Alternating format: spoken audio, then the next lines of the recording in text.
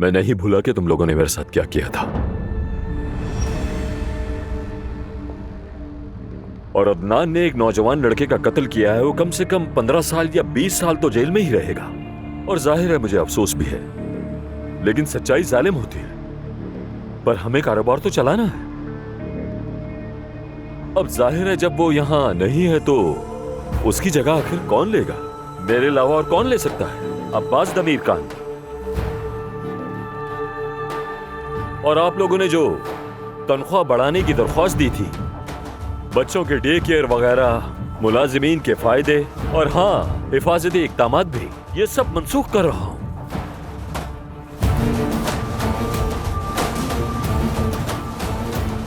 क्या तुम लोग मेरा काम मुश्किल बनाने का सोच रहे हो? दौलत के दुश्मनों, तुम सबकी तनख्वाहों से 20% कम कर रहा हूं मैं। हाँ, कर रहा हूं कम तनख्वाहें मैं। तुम लोग आखिर करते क्या हो?